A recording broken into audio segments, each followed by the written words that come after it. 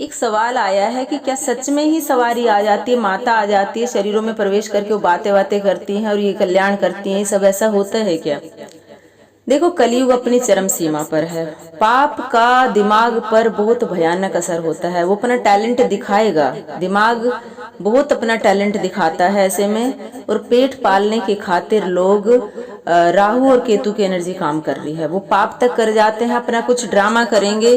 तो जो लोग ज्यादा बड़ा पाप नहीं करके दिमाग से काम लेते हैं कि हाँ, कुछ लोगों को इनका सेंटर ऑफ अट्रैक्शन पीपल होता है, लोग होते हैं, तो ये लोगों को अट्रैक्ट करके कमा के अपना पेट पालते हैं, ड्रामा करते हैं। तो इसमें ऐसे में केतु की जो एनर्जी वो काम करती है और राहु अपना पेट पालता है केतु के जरिए। तो ये जो लोग इस तरह के, जो बॉलीवुड पूरा उस पर ही टिका है, राहु और केतु की एनर्जी पर, क्योंकि ये लोग भी अपना पेट ही पाल रहे हैं टैलेंट दिखाकर। तो टैलेंट मतलब जो ड्रामा करते हैं, जो मतलब रियल में नहीं होता है, जो साक्षी भाव में नहीं है। तो जो सिद्ध आत्माएं होती है उनके पास ही, उनके इमोशंस में ही भगवान रहते, वो आनंद में रहते हैं, वो साक्षी भाव में सबको देखते हैं और उनके अंदर शक्तियां होती हैं। जो ड्रामेबाज लोग होते हैं वो थोड़ी देर के लिए अपना ड्रामा करते हैं, उनके पास शक्तियां नहीं होती। तो भगवान इतने सस्ते तो नहीं है ना कि उत्तेजित शरीरों में घुसेंगे।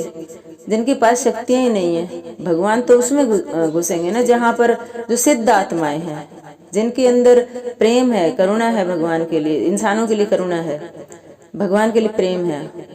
उन आत्माओं से बात करेंगे। भगवान कभी शरीरों में नहीं घुसते हैं, वो आत्मा इमोशंस पर, यूनिवर्स का, परमात्मा का जो नियम है, जो एनर्जी है, वो इमोशंस बेस्ड है। भाव के भूखे हैं, फीलिंग के भूखे हैं और भावना के भूखे हैं। भगवान ऐसे ही नहीं कहा गया, ये हमारे सनातन धर्म में ये भगवान प्रेम के भूखे हैं, भाव के भूखे हैं, ऐसे ही थोड़े लिखा गया है।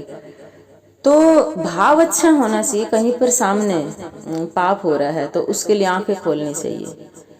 इतना राहु केतु की एनर्जी पूरे संसार में काम कर रही है। लोग कितना मतलब कि कुछ भी बोले जा रहे हैं, सब केतु बोल रहा है।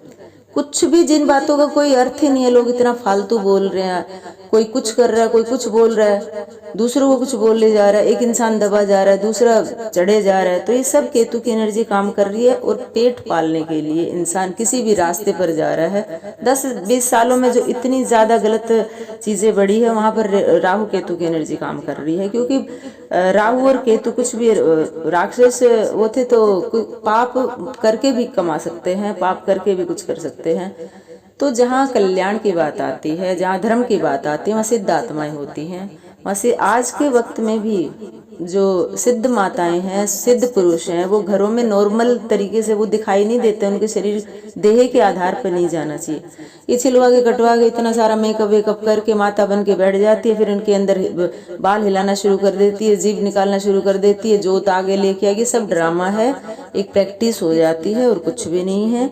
और जो सिद्ध होते हैं उनको पहचानना पड़ेगा। वो कभी भी सामने नहीं आते हैं जगत के, वो हमेशा अपने को छुपाएंगे, क्योंकि उनकी एनर्जी जाने की, वाइब्रेशंस जाने की, जो कृष्ण की भक्ति करते हैं उनके अंदर हर वक्त, उनकी आत्मा में, उनकी इमोशंस में भगवान कृष्ण ही रहते हैं 24 घंटे। एक पल के लिए भी मोह माया की तरफ वो लोग नहीं भटकते हैं। भगवान कृष्ण में ही रमे रहते हैं, कृष्णमयी हो जाते हैं। उनके ऊपर हर वक्त कृष्ण का आवेग चढ़ा रहता है, वाइब्रेशंस रहते हैं। उनके दर्शन मात्र से पापी आत्मा भी तर जाती है। तो जो सिद्ध होते हैं उन्हीं के दर्शन मात्र से। तो जो असिद्ध होते हैं वो तो सामने दिखावा करते हैं, लोग चाहते हैं कि हम एक बहुत बड़े गुरु बन जाएं या हमारा नाम हो जाए, इस तरह से। तो जो कल्याणकारी हैं आत्माएं, वो आज भी है, कलयुग में है, वो कभी भी ऐसे, वो शांत रहते हैं। कभी नहीं चाहते कि हम बहुत बड़े गुरु, हमारे चरणों में लोग पड़े और हमारा नाम हो जाए। उन्हें गुरु बनने की कोई चेष्टा नहीं रहती। तो सिद्ध माता धेमा देवी जी हैं और तपोवनी माता जी जो पीछे गई हैं अभी, ये उधर तपोवन में रहती हैं पहाड़ों पर। सिद्ध माता रेशमवती जी बिल्कुल नॉर्मल तरीके से, नॉर्मल स्त्री दिखाई देती है पर शक्तियां भरपूर हैं। और मंजूषा वैष्णव देवी जी हैं। तो जो एक भक्ता मोहिनी जी हैं जो तरुण वाला है, सिद्ध माता रमाबाई जी हैं। ये आज भी बहुत सी हैं ऐसी जो घर में नॉर्मल तरीके से रहती हैं, कभी सामने नहीं आती हैं, लेकिन उनको साक्षी भाव में पाप का और पुण्य का पता चल जाता है। सामने पाप हो रहा है, पुण्य हो रहा है, उन्हें बहुत अच्छे से पता चल जाता है कि कहाँ पर क्या हो रहा है। वो हर चीज को एक नाटक की तरह देखती है।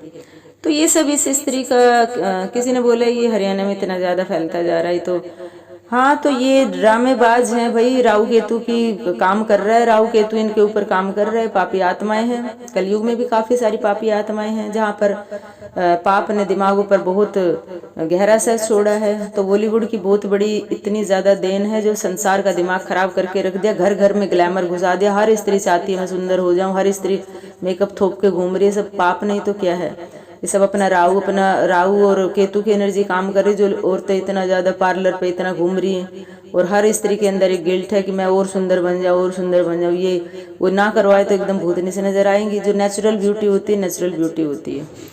जो इस तरह के लोग घूमते हैं, जो शरीर दिया है भगवान ने उसको इतना ज्यादा ये सब करके और फिर अपने आप को सुंदर दिखाना, तो ये सब वही राहु केतु की एनर्जी काम कर रही है। संसार में पाप का बहुत भयानक असर आ रहा है, तो इसमें पहचान करना होगा हमें, कहाँ पर पापी आत्मा है, कहाँ पर सिद्ध आत्मा है। तो सिद्ध में शक्ति होती है और किसी में नहीं, और जो शक्ति होती है वो भगवान से जुड़ी होती है, क्योंकि उनके अंदर इमोशंस होते हैं, भगवान के भाव होते हैं, भगवान भाव के ही भूखे हैं। तो आज के लिए इतना ही। वीडियो अच्छी लगी तो लाइक शेयर कमेंट्स जरूर कीजिए। इस वीडियो में मेरा साथ देने के लिए तहे दिल से शुक्रिया। हरे कृष्णा।